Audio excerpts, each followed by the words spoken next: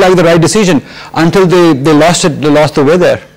Yeah, lots of strange things happen. I mean, there's been a lot of people are talking about Babar Azam's strike rate. Absolutely. The fact that he's got 50 runs average, but he hasn't got a big enough strike rate, and then they couldn't capitalize on the start they got. I mean, after 2 overs there were 40 runs, 2.5 overs. Absolutely. So that was a great start, and then in the middle they lost a lot of wickets.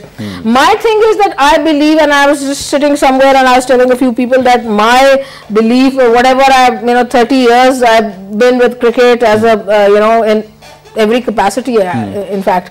So my reading of the whole situation is that wickets are the key to everything. Absolutely. In test matches, a side is 200 for one in one session, a bowler comes and takes 5 wickets, and they're 250 for 5 and 275 all out.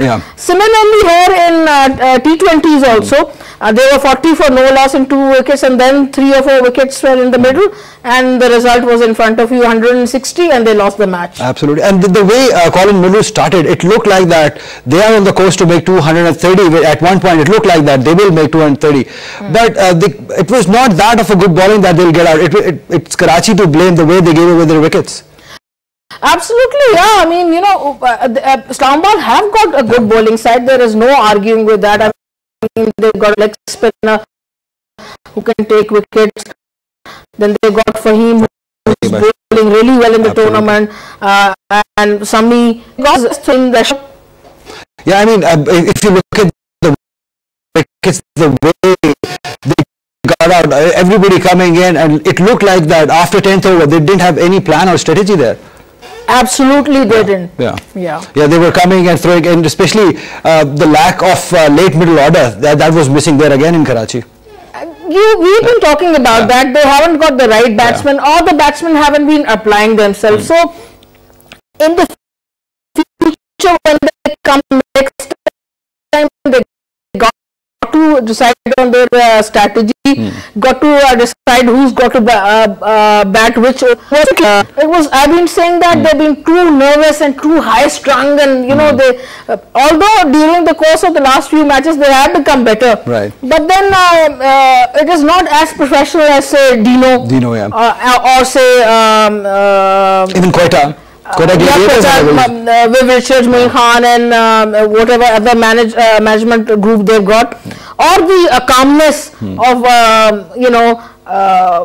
Misbah and Yunus and Mohammad Akram. So that's why those teams are the 3 teams in the final 3. You think they are the reserving team? I believe who are the at top 3 now. Absolutely right. I mean, from 2 weeks I think I've been saying that, and I could have gone wrong, but then I said, whenever I said like this is my prediction, I said I'm putting my head on the chalk pink block. I might be wrong, but how I saw the things unfolding, I saw these 3 teams coming and playing in the last top 3. Reason being, they've got a balanced side, they've got good 5-6 batsmen, they've got good all-rounders, they've got good leaders. Darren Sammy, Sarfaraz is also, all those persons form hasn't been good, but he's led the team well. And then also over here, Sami, Mohammad Sami. He did a good job today. Yeah, well, I was surprised because before the tournament I wasn't too happy that he was given the captaincy. But in the middle, when Shadab was also given the captaincy, he did well. So where the captains and the management groups did well, those teams are the top 3 teams. Absolutely. And talking about Islamabad United's chase, I mean they did get that problem there in the middle again after losing when Alex Hales got out. There was a little problem there. Yeah, the hiccup. I mean, certainly it was there. I mean, that is why chasing such a difficult thing, and that is why I was saying that once you win the toss in a big do-or-die match, you should always bat first. But then not put up a mediocre score. At least put a par score. Par score, by the way, on this wicket is about 200. But even if they put up 180, they would have won the match, the Karachi Kings. But they didn't even put up that. I think they were terribly short, 20 runs short. So they did make the right decision at the toss, but they didn't bat well enough to put the Islamabad United batsmen under pressure.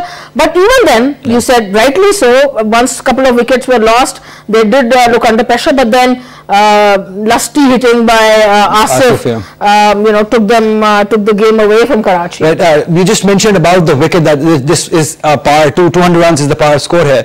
But today it looked like a turning wicket. I mean, I saw Umar Khan when he was bowling. There was this patch that made the ball turn, and it was a little different wicket today. Well, I'm very, very happy with this kid. Yeah. I mean, he's been bowling well. The reason I'm really happy is that he's flighting the ball, he's giving it air. He's not afraid of bowling. Yeah, and he's, flighting it, and he's slower in the air. When he's slower in the air, he deceives the batsman. Although I think Imad Wasim tried his best that he should bowl faster, and but I'm so glad that today the last match he didn't do well. Right. Because I think Imad had asked him to bowl flatter. But he's not that kind of bowler. He's that kind of bowler, classical. Why would Imad do that? Being the captain, I mean, you would want your premium bowler to get wickets. As you said, wickets is the key to victory. I think Imad's also a young captain, so he didn't last match. He didn't realize this job of this bowler. He was wanted him to contain also. Umar Khan will automatically contain the batsman because he'll get wickets. Absolutely. Today he got, I think, bowled 4 overs for 16 runs, and that too last ball was hit for a 6. Absolutely. Otherwise, his analysis, his figures were 4 overs, 2 wickets or 3 wickets for 10 runs. 9 to 10 runs, So last ball he was hit for a 6, and that's why it was 16. So excellent bowling, but his key and his forte and why he's so special is because he's flighting the ball, trying to turn it and deceive the batsman, and wonderful bowler. Absolutely. And what do you make of the inclusion of Alex Hales in Islamabad United's team? I mean, that must have given them a lot of confidence. I think he deserves 3-4 claps because you know why? He travelled from the West Indies. It was a long flight, 20 something hours, straight away 1 night's rest, and he came in and played a key inning, by the way. I say key because whatever runs he had gotten, if he hadn't gotten those runs, Islamabad would have been packing their bags right now. Absolutely. There was this time when Umar Khan was bowling fantastically to him, and he got him in trouble there for that almost 2 overs. Yeah, he did, because he's a very special bowler, like we discussed. He was flighting the ball, his angles were beautiful, and then you discussed that patch, he was pitching it there, and from there it was turning. And even if that patch wasn't there, with that flight, that guile, he can really deceive the batsman. So I think Hales did well that he played him quietly. And didn't give him his wicket initially. So that was, I think, well played by Hales. And once again, I mean, kudos to this young bowler. And I love him. His action is so nice, so beautiful, and the way he tries that smiling face also, that he loves the game and he wants to be in the action. And the skill, I mean, the smiling face is attitude, great attitude.